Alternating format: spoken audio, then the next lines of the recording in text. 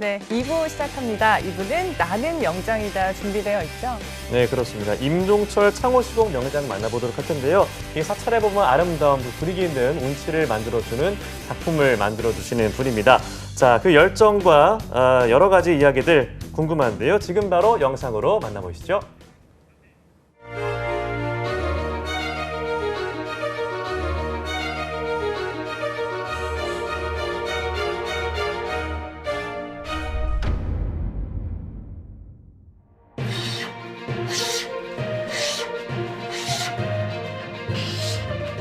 모름지기 나무란 그 쓰임새가 정말 다양하죠.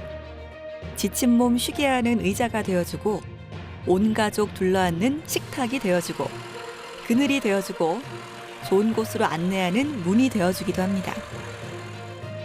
그리고 누군가에겐 예술 작품이, 어떤 이에겐 평생이 담긴 인생이 되기도 하죠. 반세기의 세월 동안 나무로 창호를 만들어 온 사람. 나는 명장이다. 오늘은 창호 시공 분야 임종철 대한민국 명장을 만나봅니다.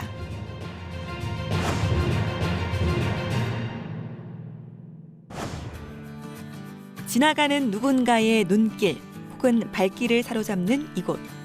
오래된 고재들이 둘러싼 범상치 않은 분위기의 이곳에서 숙련된 솜씨로 나무를 만지는 이 사람. 임종철 창호 시공 명장을 만날 수 있었는데요.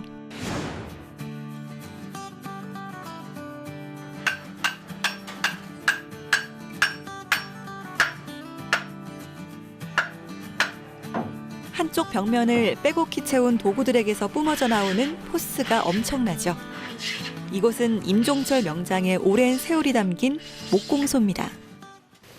제가 목공을 시작한 지가 올해 한 50년이 넘었을 거예요. 배우는 시기에서부터 광주 동구에서 한 30년 공방을 차려가지고 했고, 여기는 2002년도에 와갖고 다시 자리를 잡은 거예요. 18년, 여기도 한 거의 20년 정도 되는 거죠. 작업을 할 때면 잠자는 시간 빼고 하루 종일 일에 매달린다는 임종철 명장. 이 도구들은 오랜 시간을 함께 해온 명장의 벗 같은 존재들인데요. 겉모습은 비슷해 보여도 제각각 쓰임새가 조금씩은 다르다니 무엇 하나 제 역할이 없는 것이 없습니다. 임종철 명장은 벌써 50년 동안 나무를 만지고 있는데요. 그가 나무와 인연을 맺은 건 16 어린 나이였습니다. 처음 목공을 시작한다는 것은 집안도 가난한 놈에다가 그때 14살 중학교를 들어갈 무렵에 내가 맹장염을 알았어요. 중학교 납부금도 내야 되는데 납부금을 낼 것은 둘째치고 목숨이 왔다 갔다 하게 정도 그때 돈이 들어갔으니까, 그래서 이제 한 16 무렵에 이제 이러면 기술을 배워야 되겠다. 그게 제일 시골에서 할 수 있는 것이 뭐냐면 나무를 가지고 노는 일이에요. 그래서 그것을 연관된 것을 하자. 그래가지고 목공을 이렇게 창호, 문자하는 데로 들어가게 된 거죠. 그래서 시작하게 된 거예요. 전통 창호와 계량 창호 위주로 기술을 익히고 책상과 책꽂이, 서랍장 등을 만들면서 각종 가구 제작 기술을 익혔습니다. 그때만 해도 가구는 전부 사람의 손을 거쳐야 완성됐던 시절이었는데요. 그러다 인근 공방에서 뒤주를 만든다는 소문에 임종철 명장은 밤마다 그 공방을 찾아갔다고 합니다. 다른 공방에서 겨울에 뒤주를 만들고 있었어요.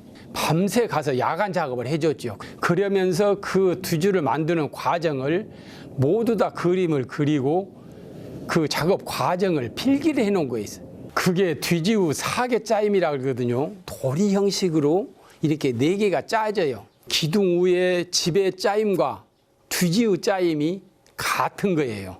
그러니까 이게 창호하는 사람들이 그 가구, 전통 가구를 하는 사람들과 대목을 하는 사람들의 중간 정도의 기술을 가지고 있는 거예요.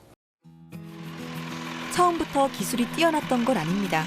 겨울 내내 발에 얼음이 맺히는 것도 모른 채 매일매일 야간 작업까지 했는데요. 쌓이는 시간만큼 실력도 성장을 했습니다. 경력자조차 그를 찾아와 기술을 배울 정도였죠. 그때는 저 아무 원동력이 없죠. 그냥 시대 흐름에 따라서 내가 할 수 있는 것이 없으니까 아주 열악했어요. 손으로 깎고 야간 작업하고 뭐 난로도 없이 그런 아주 그 한대 같은 데서 작업을 했죠. 한 해 한 해 무언가 특색이 있는 일을 해야 되겠다. 내 스스로한테 내 다짐을 하면서 올해보다는 더 좋은 것들을 후회 남지 않는 것을 혹시 자격증을 올해는 하나 했다. 올해는 학교를 다녔다. 또 그 다음에는 무슨 자격증을 땄다. 또 특허를 냈다. 이렇게 한 해 한 해 계속 그것을 쌓아 나가가지고 오늘까지 오는 거예요. 다양한 재주가 늘었지만 당시 임종철 명장의 주 무기는 창호였습니다. 창호는 창과 호가 결합한 말로 창은 채광이나 환기를 목적으로 하는 윈도우, 호는 출입을 목적으로 하는 도어에 해당하는데요. 전통 창호의 경우 이 두 가지 뜻을 모두 담고 있죠. 자신만의 사업장을 내고 묵묵히 창호를 만들어내는 시간이 이어졌습니다. 그리고 그의 능력이 절정에 달했을 때 꽃살 창호를 만나게 되는데요. 꽃살 창호는 문살의 짜임에 의해서 짜임이 되는 자리에다가 문살의 두께를 둘로 나눴느냐, 세 개로 나눴느냐, 네 개로 나눠서 짜임을 했느냐에 따라서 2분턱, 3분턱, 4분턱으로 나누지요. 하나로 돼 있는 것 같지만 이렇게 짜임 자리가 만들어져 가지고 짜임 자리에 꽃이 생기게 하는 것이 꽃살 창호입니다. 이 꽃살 창호를 다시 조립을 해보자면 이게 3분턱짜리인데 3분턱을 이렇게 하나의 문양이 꽃을 이루는 것이 있고 이게 4분턱이거든요. 4분턱은 4개의 문살이 한 군데 모여지는 자리에다가 각각 그 문살 짜임 자리가 모여서 꽃이 되게 하는 그러한 4분턱 문양이에요. 이 문양은 이제 내가 개발을 해가지고 특허를 내고 우리 지금 현재 꽃살 창호로는 시공됐는 데는 없는데 이건 특허로 내서 개발을 한 거예요. 나무 조각과 나무 조각이 만나서 하나의 꽃무늬를 이루는 꽃살 창호. 딱딱한 나무가 어떻게 이런 꽃 모양으로 바뀔 수 있을까요? 사람의 솜씨가 아닌 것 같다 싶다가도 이 사람의 손길이 아니면 이런 작품 탄생할 수 있을까 싶네요. 꽃살 창호는 꽃 종류에 따라 그 의미도 다 다른데요. 여기 이제 국화 문양인데 우리나라 민속에서 신선 사상이 있거든요. 그래서 이 국화차나 국화주를 마시고 신선이 되었다고 그래요. 다음에 이 문양은 모란 문양, 목단인데 부귀를 상징하고 높은 관직에 오르거나 귀한 아들을 얻거나 이런 것들이고 이거는 이 4개는 불교적 상징이 뛰어난 문양인데 이것은 육바라밀이라고 스님들이 서너 세계를 가면서 수행하는 과정의 6가지를 말하는 건데 반야심경의 공사상을 이 문양에다 담아놔둔 겁니다. 그리고 여기는 법륜이라고 그래요. 자기 부모님을 법자리에 세운다. 그리고 법륜이라는 건 좋은 말을 해주거나 그 사람을 깨닫게 해주거나 이게 석가모니 부처님의 발바닥에 있어가지고 금륜, 을륜, 천륜 마차의 바퀴를 말하는 거예요. 그 진리가 계속 온 세상으로 퍼져라 그런 뜻이 있고 여기는 아까 말했듯이 연꽃이거든요. 연꽃은 불교를 상징하는 대표적인 꽃으로 그 세상 속에서도 오로지 청렴결백, 청렴하면서도 꽃을 피워서 그 향기가 천리를 간다 해서 불교의 진리를 상징하는 꽃입니다. 여기는 보상화라고 해가지고 석가모니 부처가 세상에 출현을 했을 때 천상세계에서 꽃비가 내립니다. 보상하다 해서 보배롭고 상스러운 꽃이 하늘에서 내렸다. 이런 것을 뜻하는 겁니다. 과거 한 사찰에서 꽃살문 제작 의뢰를 받은 명장은 각지의 사찰을 돌아다니며 꽃살 창호를 연구했습니다. 이 작품이 내가 처음 꽃살 창호를 하게 된 동기가 되는 문양이에요. 문이고 서울 경국사 정릉에 있는 경국사에 그 직관 이직관 스님이 극락보전을 지어놔두고 나 꽃사슴을 달고 싶은데 어떻게 해야 될 거냐. 그래가지고 견본으로 해갖고 와봐라. 한 것이 지금 이거예요. 1982년이에요. 그래서 이 문짝을 짜기 위해서 전국에 있는 거의 사찰들을 많이 돌아다녔어요. 꽃살창호 있는 데를. 그래서 내소사 꽃살창호를 본 뒤로 이건 신의 경지다. 내소사 꽃살창호가 가장 멋있었어요. 그럼 여러 가지 뜻이 거기에 다 들어있어요. 그래서 처음에 했던 작품이 제일 초창기에 했던 작품이 이것이 시발점입니다. 우연히 들렀던 부안 내소사에서 꽃살창호와 마주쳤던 그 순간을 평생 잊을 수 없다는 임종철 명장. 내소사의 꽃살창호와 맞닥뜨린 순간 그를 둘러싼 것은 경외감이었는데요. 이후 기술 인생이 전환됐으니 지금 와서 생각해보면 꽃살창호는 임종철 명장에게 운명이었습니다. 사찰창호에서 꽃살창호는 극락 세계로 가는 거예요. 천국이나 극락을 가려면 어떤 문을 통해야 그 안으로 실리로 들어갈 거 아니에요. 그리고 꽃살창호를 해놔두면 천상세계의 그 전각을 표현을 해놓거든요. 본떠서 할 수 없는 그런 경지의 창호를 해놔두면 와 대단하다. 요게 극락세계로 가는 문이구나라고 깨달음을 얻게 되는 거죠. 불교에서의 문은 속세에서 벗어나 극락세계로 들어가는 것을 의미하는데요.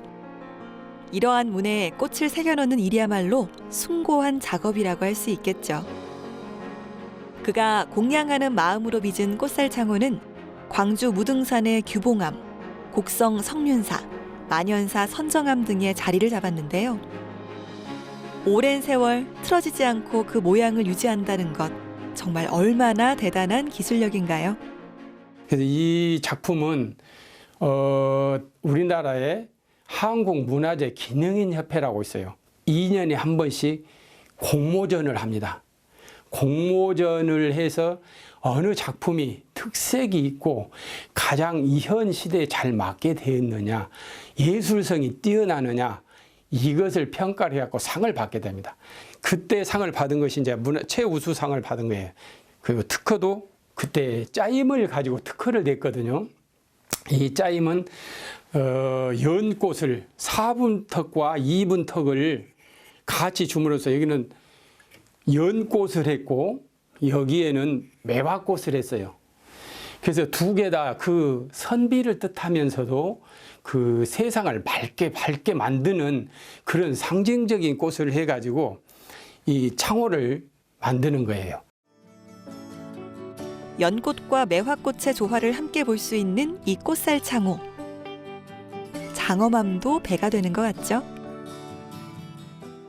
이 창호는 최근에 그 작품을 그 특허를 내려고 지금 만들어 놓은 거거든요. 이 세계는 지금 불교에 있는 깨달음의 경지를 상품 상생, 하품 하생까지 해서 이렇게 9가지로 나누는데 그것을 표현해 놔둔 거예요. 근데 이 창호에는 짜임이 여러 가지 기법들이 다 담겨져 있어요.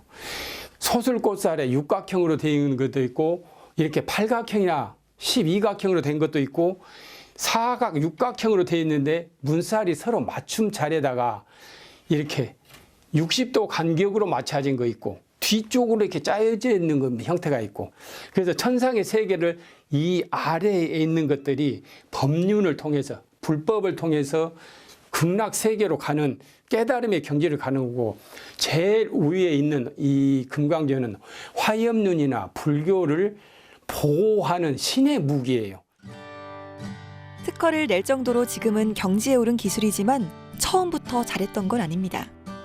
사찰 건축 초창기에는 잘해야겠다는 욕심이 화를 부른 적도 있었는데요. 그때 해인사 일을 했었을 때는 아카디스 일본 말로는 닭가라고 그러는데 이 나무가 눈매가 아주 곱고 가구를 하면 참 좋아요. 이윤을 남기지 않고 내가 첫 것이니까 굉장히 잘해야 되겠다 라고 생각을 하고 그 나무를 써가지고 비싼 나무로 같은 그 수주 맡은 에게 그 나무를 써준 거죠. 그러나 그게 이제 실패가 되는 거죠. 뒤틀린 문은 다시 시공을 해야 했습니다. 보수와도 맞지 않았지만 끝까지 책임지는 게 맞다는 판단이었죠. 우리나라는 기후가 봄, 여름, 가을, 겨울 다 달라요. 이렇게 여름에 창호를 제작하면 잘못돼 버리는 거예요. 최소한 가을에 겨울 초입에 달아야 돼요. 근데 여름을 지나면 나무들이 수분을 먹게 돼 있어요. 공기 중에 수분, 장마철에 그 구조제며 모든 것들이 모두 다 수분을 먹어가지고 불어 있어서 이제 요게 변형이 생기기 시작해요. 그때는 애프터라는 거 그렇게 썩 없는 시절인데도 82년대 그 문을 전체 앞면을 다 다른 좋은 침엽수 나무로 모두 다 갈아줬어요. 이후 임종철 명장에 대한 고객들의 신뢰는 쌓였고 더불어 일도 늘었습니다. 일이 늘며 쉼없이 끊임없이 작업을 하다 보니 창호 시공에 대한 자신만의 철학도 생겼는데요. 핵심적인 것을 본다면 창호는 균형이죠. 그 집에 그 전각에 알맞는 균형을 찾아내는 것이 가장 중요해요. 또 꽃살 창호라는 것은 보면 내 인생에서 삶이죠, 삶. 내 인생의 모든 것이 여기에 담겨져 있고 50년을 넘어 일을 해왔는데 이 모든 것이 축약되어서 이 꽃살 창호로 나타났다라고 생각을 하고 있습니다. 꽃잎 하나하나에 숨결을 불어넣으며 작업한 50여 년의 세월. 그 시간에 대한 보상은 화려한 경력으로 이어졌습니다. 2007년 노동부 꽃살 창호 부문 기능 전승사로 선정되고 2019년에는 우수 숙련 기술자가 됐는데요. 이후 광주광역시 명장, 그리고 지난 2020년 창호 시공 분야 대한민국 명장으로 선정됐습니다.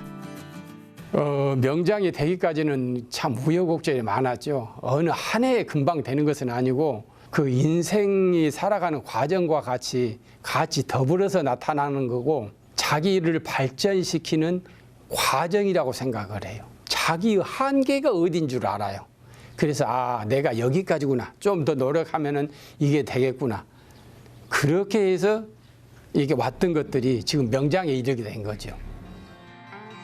화려한 수식어들이 그의 창호 인생을 입증하지만 사실 명장을 이 자리까지 이끌어온 바탕에는 창호와 꽃살 문양에 담아온 성실함과 끈기, 열정과 애정이 있었습니다. 그리고 임종철 명장이 참 중요하게 생각하는 한 가지, 바로 후학 양성입니다. 한 10여 명이 몇 년 전부터 우리 명장님을 이제 스승으로 모시고 소목을 배우고 있거든요. 저희는 가능하면 그 전성되어 왔던 그런 전통적인 기술을 좀 익히고 싶었어요. 그래서 찾다 보니까 저희 명장님께서 뭐 타우 추종을 불허할 정도로 전통적인 그 창호에 독보적 권위를 가지고 있고, 그래서 또 가까이 계시니까 다른 선생님에게서는 얻기 어려운 그런 그 행운의 어떤 스승님이 아닌가 이런 생각을 합니다. 2007년부터 숙련기술 전수자로 활약해온 그를 스승으로 찾는 이들이 제법 많은데요. 기술뿐만 아니라 전통의 가치와 진리까지 전수하는 명장. 제자들에게 임종철 명장이 스승이 아니면 안 되는 분명한 이유가 있었네요. 제자들을 배출해 배워온 지식을 모두 전수해주는 것이 사회 환원이라고 말하는 임종철 명장. 한 분야 최고의 반열에 오른 그에게는 어떤 꿈이 남아있을까요? 제자들 후진들을 잘 키워야겠죠. 그래서 이 맥이 끊기지 않게 뭐 사람 영원히 살 수 없는 것이고 또 다음 후진들이 더 발전해 나가는 그런 것들을 해야 될 것이고, 고급 기술과 그 시간과 에너지를 소모하면서도 그 대중화되어 있지 않기 때문에 그게 상황이 상당히 열악하거든요. 박물관, 또 교육장, 깨끗한 환경의 교육장, 또 이것을 창호의 그 성격마다 아카이브 작업을 하는 것들이 아마 제 앞으로 해야 할 사명이라고 생각합니다. 언젠가는 그의 작품들을 모아놓은 박물관을 만나게 될지도 모르겠습니다. 그렇게 명장의 작품이 오래, 또 가치 있게 전해진다면 그것 또한 얼마나 멋진 일일까요? 곳곳에서 묻어나는 창호에 대한 노력과 애정이 세월을 견디고 단단해질 임종철 명장의 작업물들이 오래오래 후대에도 닿기를 바랍니다.